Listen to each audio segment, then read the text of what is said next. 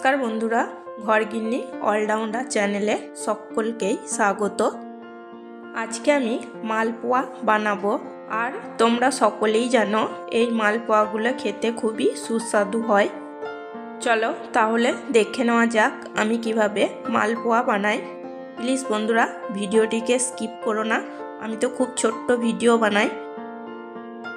মালপোয়া বানানোর জন্য আমি এখানে 1 লিটার গরুর দুধ গরম করে নিয়েছি। এখন এই গরম দুধের মধ্যে দিয়ে দিচ্ছি হাফ বাটি সুজি দিয়ে আমি চামচে করে একটু ভালো করে দুধের সাথে মিশিয়ে নেব। সুজি গরম দুধের সাথে ভালো করে মিশিয়ে নেওয়ার পর আমি যে বাটির মাপ করে হাফ বাটি সুজি দিয়েছিলাম সেই বাটির মাপ করি হাফ বাটি চিনি আমি দিয়ে দিলাম। আবার সুজি এবং দুধের সাথে ভালো করে চিনি মিশিয়ে নেব। মিষ্টিটা তোমরা নিজেদের পছন্দ মতো দিয়ে নেবে। এখন আমি 1 ঘন্টার জন্য ঢাকা দিয়ে রেখে দেব। 1 ঘন্টা ঢাকা দিয়ে রেখে দেওয়ার পর আমি ঢাকা সরিয়ে নিয়েছি। দেখো চিনি খুব ভালো মতো গলে গেছে আর সুজিটাও খুব ভালো মতো গরম দুধে ভিজে নরম হয়ে গেছে। এখন আমি যে বাটিটার মাপ করে সুজি এবং চিনি দিয়েছিলাম সেই বাটিটার মাপ করি আমি 2 বাটি ময়দা দিয়ে দেব। দেখো 1 বাটি ময়দা দিয়ে দিলাম, আরও 1 বাটি ময়দা আমি দিয়ে দেব। এখন আমি ময়দাও ভালো করে মিশিয়ে নেব আর এখানে অল্প পরিমাণ দুধ লাগবে সেটা আমি দিয়ে নেব। এখন দিয়ে দিচ্ছি অল্প পরিমাণ লবণ আর দিয়ে দেব 2টো এলাচ। এলাচের দানাটা আমি ছাড়িয়ে নিয়েছি, দিয়ে দিচ্ছি। আর দিয়ে দেব অল্প পরিমাণ কিশমিশ। আমি এখানে অল্প পরিমাণ কিশমিশ দিচ্ছি, তোমরা চাইলে আরেকটু বেশি পরিমাণ দিয়ে দিতে পারো। লবণ, এলাচের দানা আর কিশমিশ আবারও আমি এই ব্যাটারটার সাথে খুব ভালো করে মিশিয়ে নেব।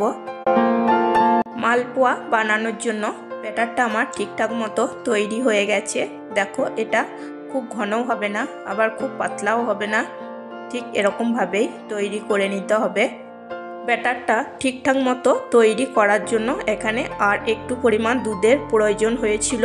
আমি অফ ক্যামেরায় দুধ আর একটু দিয়ে আমি ব্যাটারটা ঠিকঠাক মতো তৈরি করে নিয়েছি। ওভেনে আমি কড়াই বসিয়ে দিয়েছি, কড়াইতে দিয়েছি সাদা তেল। সাদা তেল খুব ভালো করে গরম করে নিয়েছি।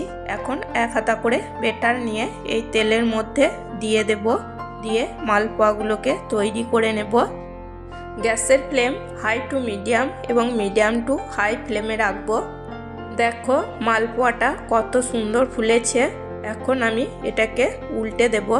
এরকমভাবে মালপোয়া বানালে মালপোয়াগুলো শক্ত ভাব থাকবে না, খেতে নরম তুলতুলে হবে।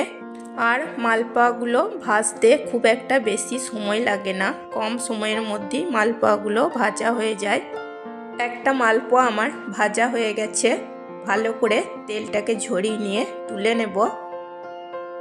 আবারও আমি একইভাবে মালপোয়া তৈরি করে নেব। 1 হাতা করে ব্যাটার নিয়ে তেলের মধ্যে দিয়ে দেব। দেখো বন্ধুরা কত সুন্দরভাবে মালপোয়াটা ফুলেছে। নিচের দিকটা ভাজা হয়ে গেছে, আমি উল্টে দিয়েছি। এই মালপোয়াটাও আমার তৈরি হয়ে গেছে। ভালো করে তেল ঝরিয়ে মালপোয়াটা আমি তুলে নেব। বন্ধুরা তোমাদের এই মালপোয়া বানানো যদি পছন্দ হয়ে থাকে তাহলে অবশ্যই একবার এরকমভাবে বাড়িতে বানিয়ে নিও, দেখবে খেতে খুবই ভালো হয়। একইভাবে আমি সমস্ত মালপোয়াগুলোকে ভেজে নেব।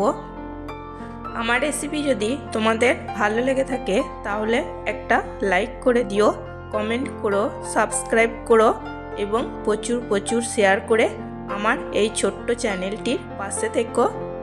তোমাদের লাইক কমেন্ট আমার কাছে ভীষণই গুরুত্বপূর্ণ, আমাকে ভিডিও বানাতে অনেকটাই উৎসাহ দেয়।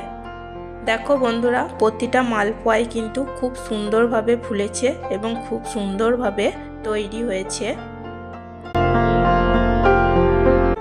মালপোয়াটা আমার ভাজা হয়ে গেছে, তেল ঝরিয়ে নামিয়ে নেব।